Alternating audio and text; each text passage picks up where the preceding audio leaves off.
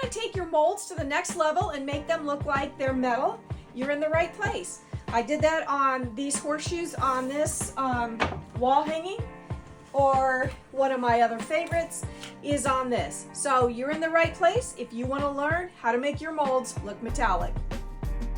Today we're going to learn how to take some resin and make a mold with it and learn how to make it look rusty. This is amazing casting resin. I love this stuff. It's by Alumilite. It sets up in 10 minutes. There's a part A and a part B, and it comes with 3 of these little measuring cups, and it comes with a couple of stir sticks. I like to use a Dixie cup because I can make a nice pour spout with it just by pinching it. Don't forget your gloves. And then we are going to measure out exact amounts of part A and part B. That's where the magic happens. You want to make sure that you've got them equal. And so this is the next step. And hey, good job, Linda. I pulled it off the screen to show you how to measure it. But you can see I did measure it, and then we're going to do the same thing with this one. Once again, I moved it off the screen so you couldn't watch what I was doing. Awesome. Anyways, see this nice little spout here? Comes in very handy. So we're just going to pour both of the part A and part B into this cup, and you'll see that it's cloudy. And right here, yep, it's kind of yellowy cloudy. So we stir that until it's clear. And sometimes it takes a little time, depending. The more resin you have, the longer you're going to stir. Once it goes really clear, then you know you're ready to go pour. So here's where the spout comes in handy.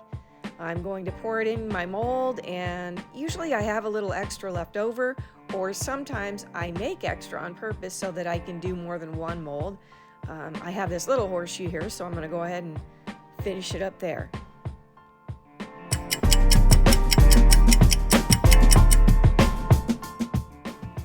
So it takes only about 10 minutes for that resin to set up. That's why I like it so much. And look how easy it is to come out of the mold.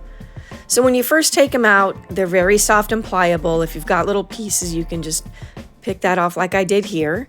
Also, because they are soft and pliable at first, like this guy, you could put them on something that maybe isn't totally flat, because later they get hard like that other one. So in order to make this look like a real metal horseshoe, it takes layers. That's the secret to it. The first one is dark. You can use black, or you can use a real dark brown, or maybe you have different colors in mind. But if you want to make this look metal, I have found that the black works the best. To get a realistic metal look, it actually requires a few layers of color, starting with the dark. And as you get lighter, you're going to cover that piece less and less with it. So here I've got them completely covered in the black. Now I'm going to take a darker gray, and I'm going to use a very dry brush to do this. I'm going to put that color over the top of the black. So the trick to this is you don't want your brush so wet that the color goes down into the cracks and crevices. You want to leave those dark. That's going to give you the shadow. So as you see here, I'm just lightly going over the top of this. I'm doing a pretty good coverage, but I'm not completely covering it to where I can't see the black through. So that's your next step. All right, once you have that done, you are then going to take a lighter gray. Once again, I'm using a dry brush. So I'm going to get that brush fairly dry before I start painting over the top. So now I'm going to go over the top of the gray that I just did, but maybe not as much.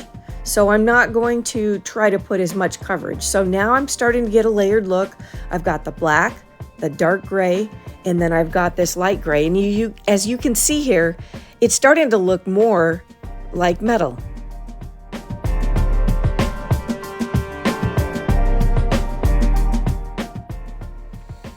Now that I've got that layer done, I'm going to let it completely dry. And then I take a little bit of the terracotta paint from Dixie Belle because I want to add a little bit of what looks like rust on this project. So I like to take a small brush, get it a little wet, and then I use my terracotta and I put it in places I think that maybe rust would settle. I picture this, maybe sitting up somewhere so the rust would have kind of ran down. I put it into different parts of it. Sometimes I get a little much on there. You can just take your finger and kind of wipe it back a little bit. And really, this is up to you.